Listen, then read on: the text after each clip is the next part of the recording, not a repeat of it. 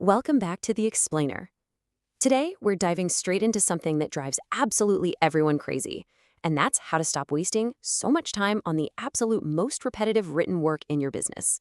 I'm talking about customer service and sales. Think about it. You're probably getting the exact same questions every single day, just, wearing slightly different disguises. Different prospects bring up the exact same objections, and you're stuck rewriting the same follow-up sequences from scratch, week in and week out. Well, all of this massive repetition actually makes these two areas the perfect playground for an AI assistant like Claude. But here's the catch. There's a massive difference between doing this poorly and doing it like an absolute pro. So today, we're going to fix that. Here's our roadmap for the day. We're going to look at the repetitive work trap, how to manage customer questions, master objection handling, and systematize your sales correspondence. Then we'll hit a real-world success story and wrap it all up with a universal 4-step framework. Okay, part 1. The repetitive work trap, and exactly why sales and support desperately need better prompts. Let's just be honest and acknowledge a shared pain point here. Answering the exact same return policy questions or price objections over and over again is incredibly tedious. Your support inbox is overflowing, your sales pipeline is stalled. We have all been there. And because it's so tedious, it's really tempting to look for a shortcut. That's when we fall for what I call the false solution. We throw this generic, weak prompt at Claude, typing something lazy like, respond to this angry customer. And what do we get? Well, usually it's this robotic, overly verbose essay that starts with something ridiculous like, greetings, esteemed purchaser of goods. Then it ends up taking us longer to manually rewrite the thing than if we had just done it from scratch in the first place. It completely defeats the entire purpose of using AI. But here's the secret. The problem actually isn't the AI. The problem is your prompt. Moving on to Section 2, Managing Customer Questions, and how we can go way beyond the basics. If you want to perfectly manage routine customer queries, you've got to look at the night and day difference in these two approaches. A weak prompt is just going to say something like, provide info about the return process. It's incredibly vague. The AI has absolutely no idea what your specific rules are, so it just has to guess. But a strong, highly structured prompt, that's a game changer. It provides exact policy details, it notes the customer's loyalty, dictates a specific tone, asks for an alternative solution, and even sets a strict length constraint. You aren't just asking a machine for a favor here, you're directing a highly capable digital assistant with absolute precision. Because without these 5 specific pieces of context, Claude is going to generate a response that's either way too rigid and bureaucratic or just far too loose and casual. So let's break these 5 down. First up, situation detail. Are they asking about a 30-day or a 45-day policy? You have to give Claude the facts. Second is customer context. Is this a brand new buyer or are they a 5-year loyal VIP? Third, tone. Do you want it to be firm but understanding? Making sure you don't bend the rules while still being polite? Fourth is structure. Tell it exactly how to format the reply, maybe offering an alternative solution or store credit at the very end. And fifth, length. Listen, if you don't specify 100 to 150 words, you might literally get a massive novel back. Nailing these 5 elements guarantees a response that sounds like it came directly from your absolute best team member. Now, obviously, you don't want to be typing out those 5 pieces of context from scratch every single time. That defeats the purpose.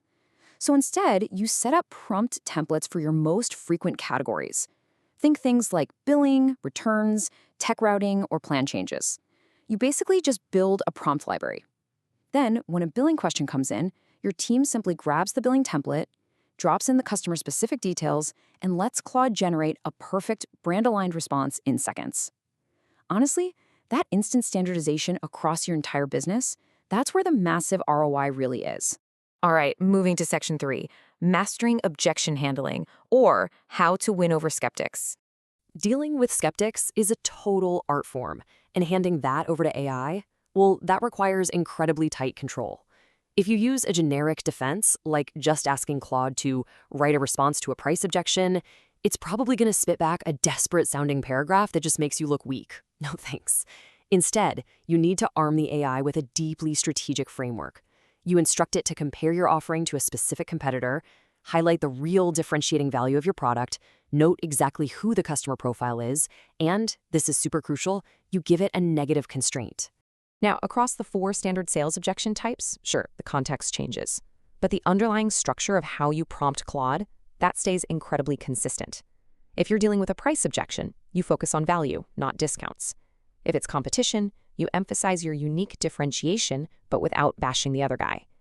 If it's a timing objection, you issue a gentle reminder of the benefits they're missing out on without creating any of that false, scammy urgency.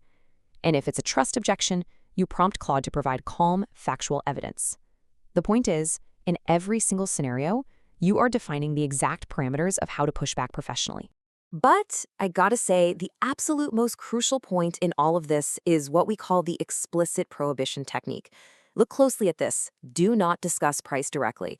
You see, AI is inherently a people pleaser.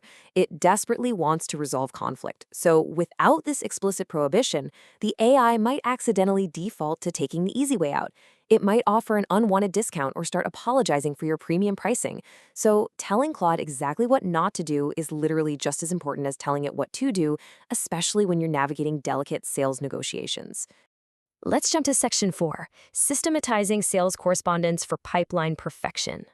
We all know following up is where deals are won and lost. And frankly, it's where our souls are slowly crushed by staring at a blank screen, right? Well, AI can make sure your follow-ups are absolutely flawless. But again, a basic prompt just floating in a vacuum gives Claude zero grounding in reality. Like, what are we even following up on? But by injecting exact pipeline stage data, like clearly defining that this is a post-demo stage, listing the specific content you discussed, stating the concrete next step, and mandating a helpful, non-pushy tone, you completely transform the AI. It goes from being just a simple word generator to a highly strategic sales assistant. And by structuring your templates sequentially along your pipeline stages, you ensure the AI seamlessly adapts to exactly where the customer is in their journey. So a first contact template prompts Claude for a nice, low-pressure, value-focused intro. Then a post-demo template automatically gets Claude to recap the specific benefits you just showed them, naturally leading into a concrete next step. A post-proposal template carefully introduces just the right amount of urgency. And what about that dreaded 30-plus day silence? Well, you have a specific template for that too. It prompts Claude to write a friendly, low-pressure check-in that doesn't guilt-trip the prospect at all. It hits the perfect chord every single time. All right, Section 5. Let's look at a real-world success story and the actual ROI of strong prompts. Because theory is great, but results are what really matter, right? To prove this actually works out in the wild, let's look at a real field story from a sales team that completely overhauled their workflow using these exact principles. Before using structured templates, this team was wasting 3 to 4 hours every single week just writing highly inconsistent objection responses. It was a mess. Some reps were way too aggressive, others were just offering discounts instantly, and literally everyone was wasting precious time trying to figure out how to respond to the exact same competitor comparisons week after week. But after implementing standard templates for their main objection types, those exact same reps now generate professional, highly adaptable responses in just 3 minutes. That is a game changer. They went from hours of agonizing manual drafting down to just 3 minutes of generating, reviewing, and hitting send. And honestly, even more importantly, their consistency just absolutely skyrocketed. Now the entire team sounds completely professional, and they're adapting to new objections faster than they ever have before. Which brings us to our final section, Section 6, the 4 steps to strong prompts and the universal logic behind it all. Now, what's really fascinating about all of this is that all 3 of these domains, the customer questions, the objection handling, and the sales correspondence, they all share the exact same underlying logic. It's a shared 4-step process that transitions you from just lazily assigning a task to fully defining a complete situation. Step 1, detail the situation completely. Step 2, explicitly prohibit unwanted approaches. Step 3, explicitly define the tone. And Step 4, set the structure. When you nail these 4 things, Claude stops being just some generic text generator, and it becomes an absolute extension of your best self. So, I want you to think about your own workflows right now. Are you just handing AI a lazy task, or are you architecting a complete situation for it to actually succeed within? Because remember, every generic, robotic email you send out is a direct reflection of your brand. And if you're constantly having to manually rewrite your AI outputs, well, the AI isn't failing. Your prompts are. It is time to stop managing a text generator and start actually directing a digital assistant. So what's your next prompt going to look like? Think about that and join us in the next explainer where we're going to tackle how to leverage AI for incredibly deep competitive analysis. See you then.